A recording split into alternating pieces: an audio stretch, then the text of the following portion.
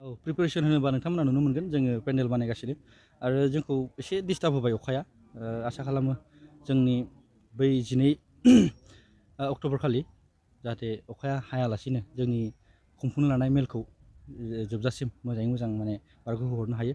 आं नोंथांमोननि चेनेलनि गेजेरजों बेखौ खावलायनो सानो जि बारग' एन.फ साफ्रोम बारग' एन.फ सोद्रोमाफोरखौ नुजाथिफैनो आरो लोगोसे जोंनि बर'नि गोदोनिफ्राय लानानै दासिमाव जा आफादफोर दङ बै आफादफोरजों लोगोसे जोंनि गासै बर'लेण्ड हालामनि रायजो राजाफोरा जाहाथे जोंनि नैथि गायसनथाय सान खुंफुंनो लानाय हाबाफारियाव नुजाथिफैनानै जोंनि मेलखौ मेहेरगोनां खालामफैयो रंगिना संगिना गाबजों आरो जोङो गासै 4 बा 5 रोजा जन जानो हानाय जामुं बा ओंखामनि बेबस्थाखौ लानाय जादों।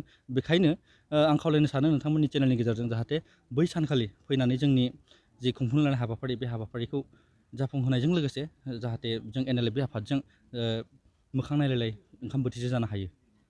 गाहाय आलासिया दिनैसिम जोङो दा नैबे बेलासिनि गेजेराव फाइनाल जागोन।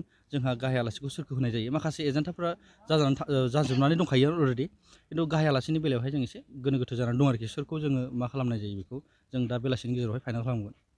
हाबाफारि होनोब्ला जों फुंनि समावहाय फुंनि 8 रिंगा 30 मिनिटाव जोङो फिरफिला बिरहोनाय हाबाफारि लादों। फिरफिला बिरहोनाय हाबाफारिनि नैथि हाबाफारियानो जागोन जोंना ड्रिल डेमनस्ट्रेसननि उनावहाय जागोन जोंहा गेवलां मेल आरो गेवलां मेलनि उनावहाय जोंहा हारिमु बिलिफां जागोन। आफाद हिसाबै रावबो बेबायदि माने पलिटिक्स हान्जाजों बा राजनितिक हान्जाजों लोब्बा थानाय बा राजनितिक हान्जानि रावबो दैदेनगिरिफोरखौ जों लिंहरनाय जायाखै। नङा, जोङो स्पेसियेलि बेफोरबायदि जेबो एजेन्डा लानाय जायाखै। जोङो अनलि गायसनथाइ सान हिसाबै गायसनथाइ सान फालिनायखौल' लादों। बे गायसनथाइ सानजों लोगोसे जोङो जेबो मोनसे सावरायनाय बा माबा मोनसे मेसेज होनायनि बेखौ माबानाय जायाखै आरोखि। बेखौथ' जों गोबां समावबो गोबां बुंबोबाय, सावरायनाया मोजाङै सोलिगासिनो दङ आरो जों आसा खालामो आरो जों गोबां दैदेनगिरि गोजौ लेभेलनि दैदेनगिरिफोरखौबो जों लोगो हमबोबाय आरो आसा खालामो जे नैबे जोंनि नैथि गायसनथाइ सान हाबाफारि जोबनायनि उनाव जोंनि जि सावरायलायनाय सरकारजों सावरायलायनाय बे सावरायलायनाया खोब स्पिडै जागोन आरोखि। मानो होनब्ला जों माखासे मानसिफोरखौ लोगो हमना दोनखानाय दं अलरेडि, लोगो हमनानै जास्ट जों सावरायफिनबावनांगौ आरोखि। रादायखौथ' जोबोद मोजाङै होना दोनदों, नाथाय बै रादाया जाफुंनायासो बाथ्रा जाहैगोन। रादायाथ' बेनो जे जोंनि मोनफ्रोमबो बे दाबिफोरखौ सुफुंनानै होनायनि आरो जों आसा खालामो जाहाथे जोंनि बे दाबिफोरखौ सुफुंनानै होयो। जों फोथायैयाथ' बे रायजो राजानिसो बाथ्रा जाहैगोन। जों मोनसे फोरमान मोनगोन जोंनि फैबाय थानाय 12 अक्ट'बराव जे रायजो राजाफोरा नुजाथिफैनानै जोंखौ बेसेबां सहाय आरो सहजुग खालामो बा जोंखौ लानानै बेसेबां रायजो राजाहा फोथायनाय दङ जोङो 12 थारिखआवहाय फोरमानखौ मोनगोन होननानै आं आसा खालामो। जों साफ्रोम बर'लेण्डनि रायजो राजाफोरखौ खावलायहरदों। लोगोसेयैनो गोदोनिफ्राय लानानै दासिमावहाय जाफोर आफादफोर दङ बै आफादफोरखौ जोंनि नैबे नैथि गायसनथाइ सान हाबाफारियाव नुजाथिफैनानै जाहाथे जोंनि हाबाफारिखौ मोजाङै मेहेरगोनां खालामफैयो। लोगोसेयैनो जोङो स्पेसियेलि एन.फ बिदामोनखौ जोंनि नैबे हाबाफारियाव नुजाथिफैनो थाखाय खावलायो।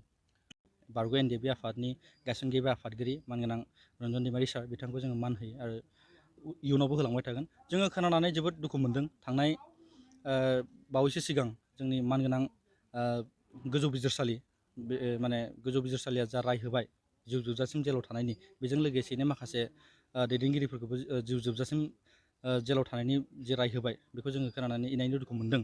जों आसा खालामो, खोनानोबो मोनदों आरो नुनोबो मोनदों जे बिटिआर सरकारा नैबे एन.फ.नि गायसनगिरि आफादगिरि बिथांखौ बख'नायाव मोजां इनिसियेटिभ लादों होननाय खोनानो मोनदों।